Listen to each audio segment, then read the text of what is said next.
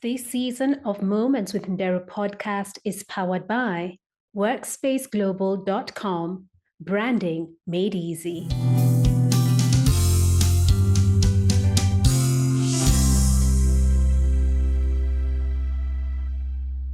Hey, welcome to Moments with Nderru podcast, an award-winning podcast. And wherever you're tuning from, I truly appreciate you. And if this is your first time, thank you for jumping into this adventure. So with that said, let's start this conversation. Today, I'm joined with Gracie, and she is the creative force behind the award-winning Grow&Glow Podcast, a show that aims to help young people deal with issues that they face in their lives. Alongside her podcasting journey, she is deeply involved in podcast management, leveraging her expertise to assist fellow creators in finding their unique voice and managing their shows effectively. Welcome onto the show, Gracie. Hi, thank you so much. I'm so glad to be here. So before we kick off our conversation, what is your earliest childhood memory? Oh my God. Let me see. Okay, I think I remember just one. There was a time I remember where I think, when your parents go to do their prayers or something, to talk in the room, I think that special talk, going to do private talk. And I remember crying to go into the room. That's all. That's all. And do you remember what happened after going into the room? Well, I met them praying, so amazing. It's interesting how our childhood memories, like yours, stick with us. And the one thing that has stood out for me in your memory is you saw them praying.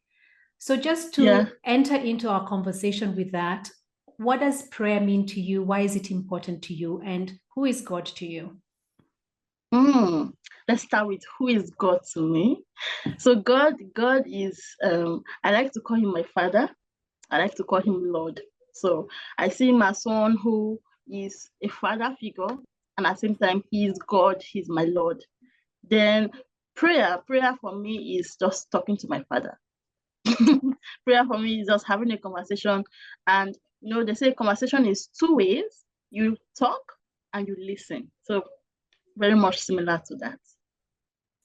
You've said it's a conversation, but by the time you get to understand that it's a conversation where he speaks more and we listen more, I'm sure you went through many ups and downs where you were the only one talking in those conversations. So how did you realize that it's actually me to listen and to hear him more? And if you're able to share an experience where you learned that. Well, I don't have a particular experience, but growing spiritually, I'm not saying growing up, but growing spiritually, I read listening to messages, and it just opened up my mind to the fact that we don't come to God every time just to ask, just to collect, just to receive. We should also come to him to sit down and to hear from him. So I can't remember any particular experience, but that's where it all started. Just the teachings and all. It brought me there. Your podcast, the theme is to help young people deal with various issues that they face. And indeed, they face very many issues. And one of them that stands out for me is identity, where they don't really know who they are. They succumb to peer pressure and they wonder, do I fit in? Do I not fit in? How would you encourage them to realize that they are unique? They're here on this earth to serve a purpose. And God is with them, even though they don't realize that. Well, I think one way, sometimes it's not so easy, letting people believe what they don't want to believe. It's a matter of choice, first of all. So the first thing would be to help them realize that some things happening in their life is because God is there already. No matter whether they acknowledge it or not, He is there and He's watching them and He knows what He's doing in their life, right? So first thing is personal experiences. We use that to show them, okay, you think you're alive just on your own. No, God is watching you. Or you did not have something to eat yesterday, and all of a sudden your cousin comes to visit you with a bowl full of rice. Is it just the universe? No, somebody is watching you and provided for you. So that's one part. And the other part I think is by the word. In the Bible, I tell people a lot, teenagers I talk to sometimes. In the Bible, all our answers are there. So even if you are doubting the fact about God, go and search the Bible and read to know if God truly is there or not. And that's why some people try to remove the fact of, oh, the Bible was man-made, oh, the Bible is not true and stuff. But the Bible is very powerful, and literally the answers to life questions, it's all in there. So yeah. Sometimes we go through so many challenges and we wonder, why should I even open this Bible? Yes, the answers are there, but why should I open them? Let me figure it out for myself. But then now you realize when you figure it out for yourself, you're in a deeper hole. And it's just like, why didn't I just open that Bible and see what God would say? Yeah. So with yourself, how has your journey been from being a young girl? Of course, we all went through the pandemic. And then now here you are having your podcast. It's won awards and you're helping other creatives find their voice in their podcasting journey. Tell us a little bit more on that journey tell us a little bit more about that journey of yours. All right. First of all, today my podcast is 4 years old. Yes. So that's just it's been a journey, just like you said. It's really been a journey. There's been ups, there's been downs, the down parts where the recordings, the audios, your guests will not show up and stuff like that, right? Yeah. But the journey has been beautiful. How did I start podcasting? Because just like you said, right from childhood, growing up, how did this all come about?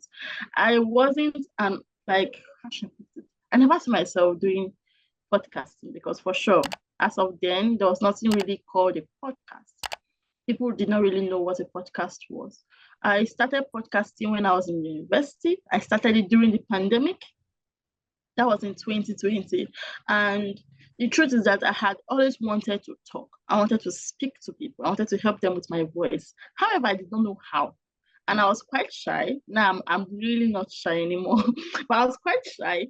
So I had planned to do it like a secret, those personal diaries where you say, "Dear diary," you will not put your name. Nobody will hear your voice, nothing. But the truth is that I really don't like writing a lot. So I could not sit down to say how to start writing all my experiences in a diary format. I said, please, what I can do is to talk.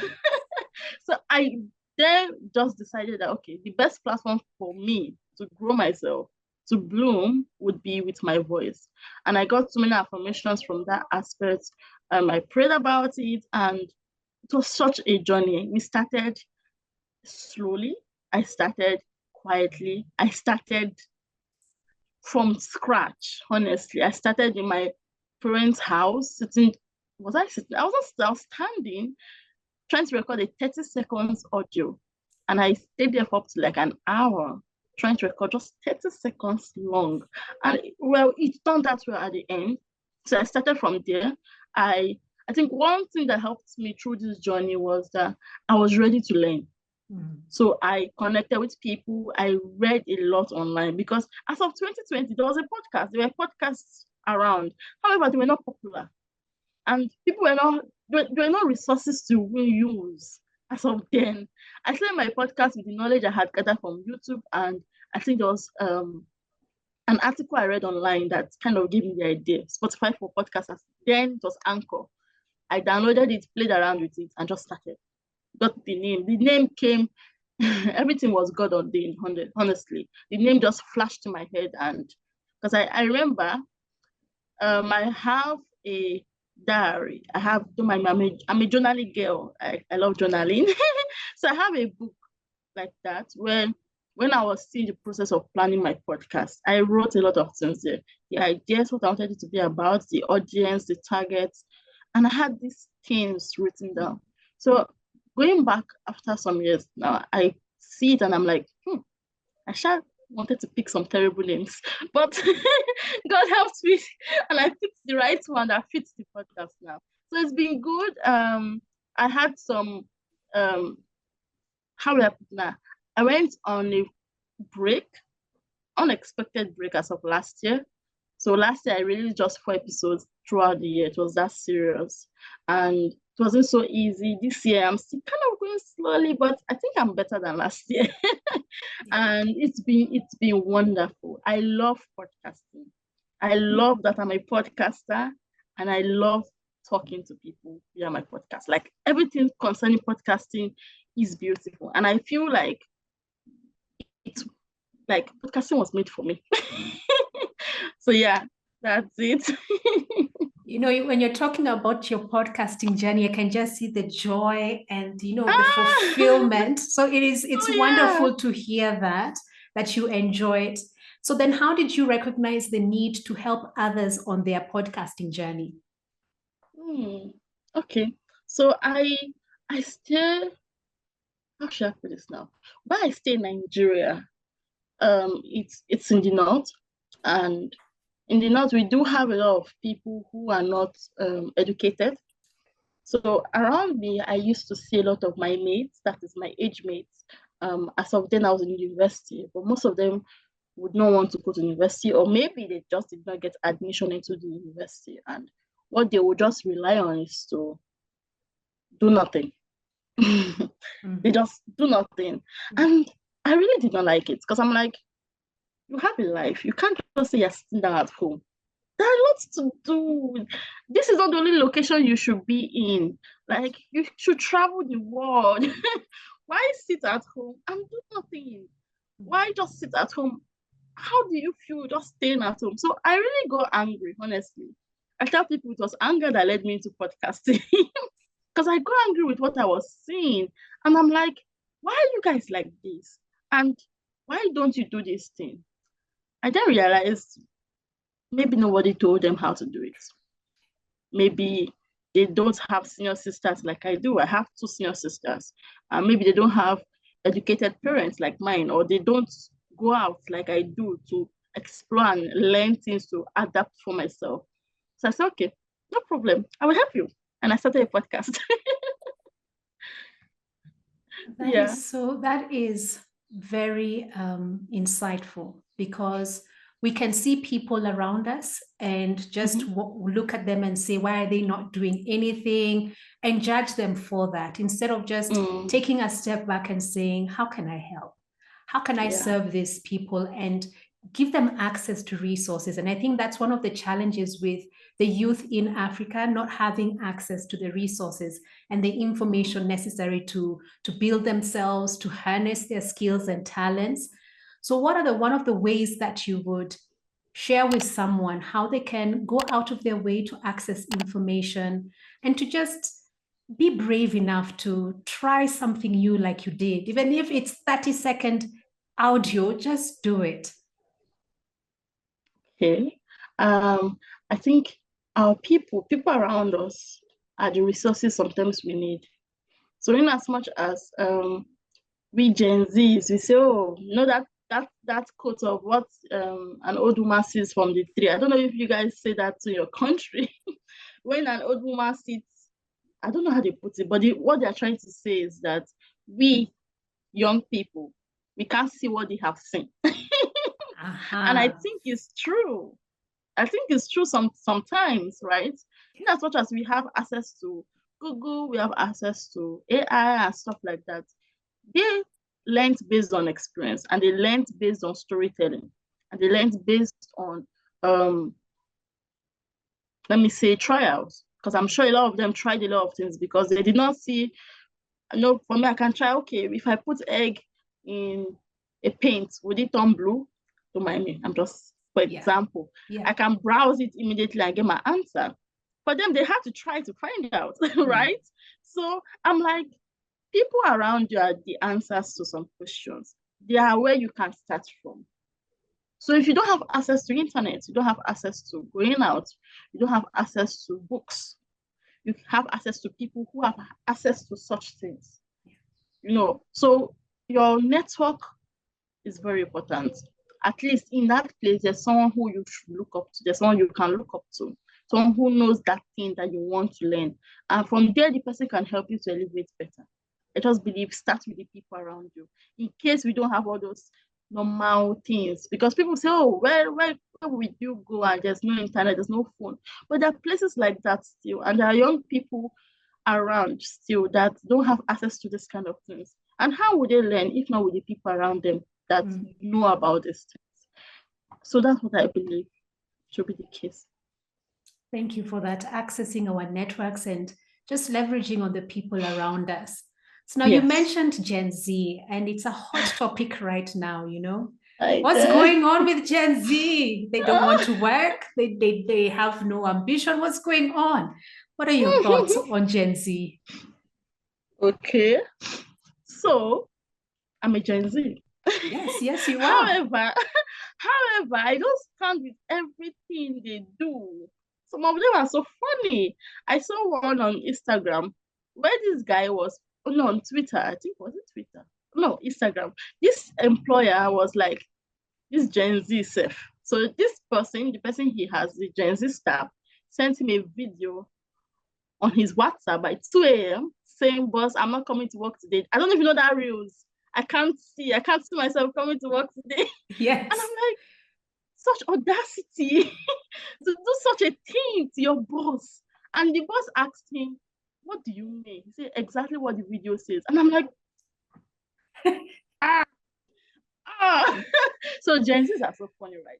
But I don't know if it's just the vibes they are flowing with, because I wonder if they are thinking about the future. You need to work.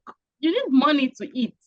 And I think maybe just the fact that some people are just living life the way life comes at them, and they're not thinking about a lot of things. Now there's a lot happening in the world. If I say this, some people say this, and you can't argue with them because it's their thoughts, right? So that's how it's going. So with Gen Zs, I just feel they should, as much as they're trying to be cool, we are all cool.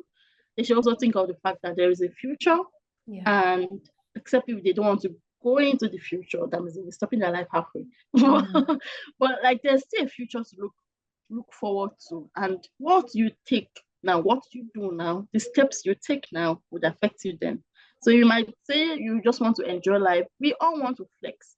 But will you consider flexing with your parents' money? How? Like, you need to grow up. So like, it's something, and I think it's the fact of some of them are yet to see. Oh, no. It's okay, continue. Some of them are yet to see the fact that they are when we say we're the leaders of tomorrow, the tomorrow leaders, we are the ones now. So they're yet to see the fact that we are the ones now, we are the ones in charge. Our parents are our parents. They're getting older.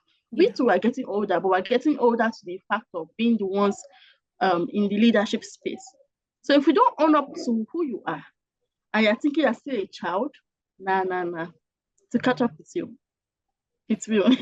It is. You're the leaders for tomorrow. So what are your hopes and aspirations for Africa? For Africa? First of all, this year I've seen a lot happening with Africa, and I'm proud to be an African. Yes. So there's a lot happening. I like it when I see videos and I'm seeing the way they adore our hair, our natural hair. They adore the way we speak. They adore our outfits, our dressings, our culture. It's beautiful. I'm seeing fufu everywhere. Everybody's eating fufu and egusi soup. Everybody is going to Nairobi. Everybody's traveling. They want to see the animals because for sure they might not have it in their place. To see it as natural, don't mind me. So, so like, for me, first of all, I'm proud to be an African. I'm happy with what the change makers in Africa they're doing. It's amazing. And I hope to see more. And I hope to see that we don't live or we don't change who we are because the world is changing. So the truth is that I feel the world is going round and round as usual. So as it changes, it still comes back to the same thing. So why change when you come back? So I like the fact that we're being more authentic and being ourselves now. We're not shy. We're Africans. We're proud of it, and it's beautiful. So for now, I think that's the major thing. I'm just proud of how Africa is getting recognized in the world, and I hope to see more of that. Yeah. Nice. Now to switch gears, we're going to play a game called This or That. Oh, nice. So don't overthink it. Okay. So the first one is movies or TV shows? Movies. Text or call? It depends on who. It depends on who. I know, right? Yeah. So for your favorite person, it would be what? My favorite person, it would be to be called. Let's talk. Yeah. Let's just, yeah. Cats or dogs? Dogs. I like it. Salt or pepper? In what aspect now? You know, as Africans, is in our I food? know. You choose. You choose. You choose. Oh my God. If it is salt, I can manage to reduce the taste by drinking water.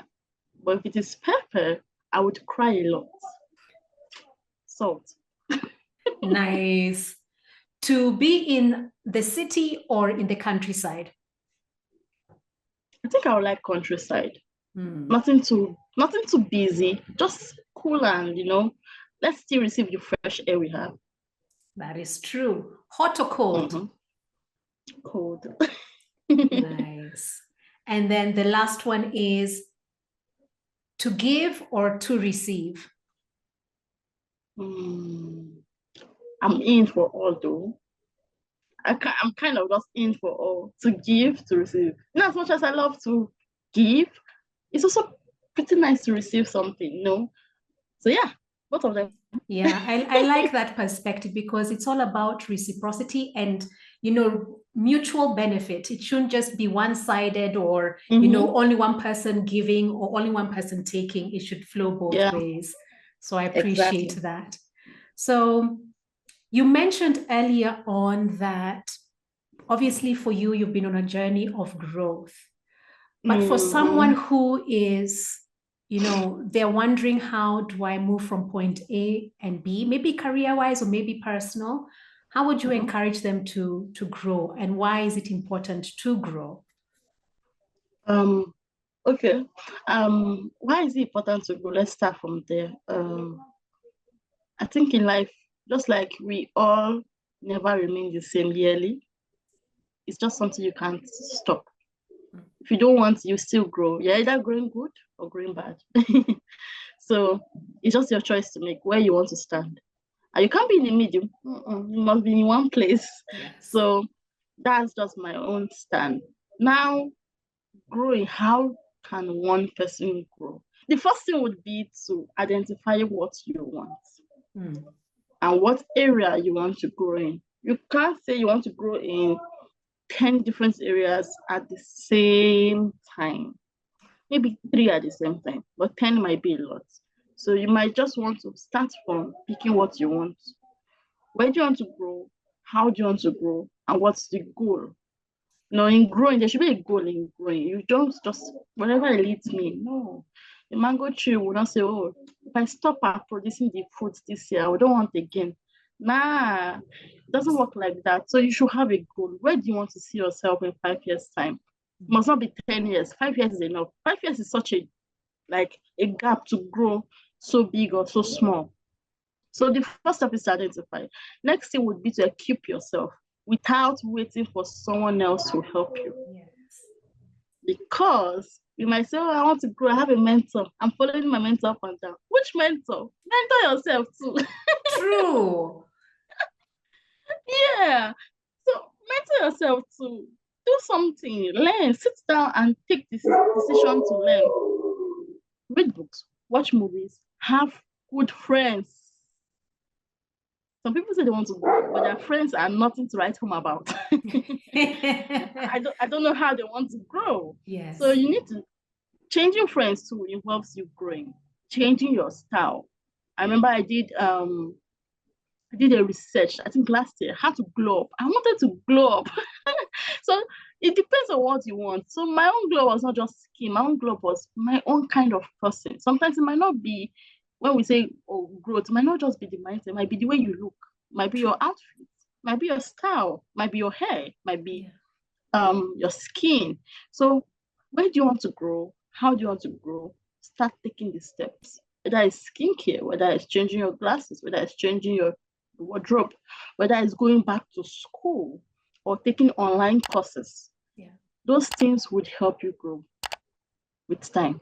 Everything step by step. That's why I say don't do too much, but start with what you can. Yes. And you will grow and glow.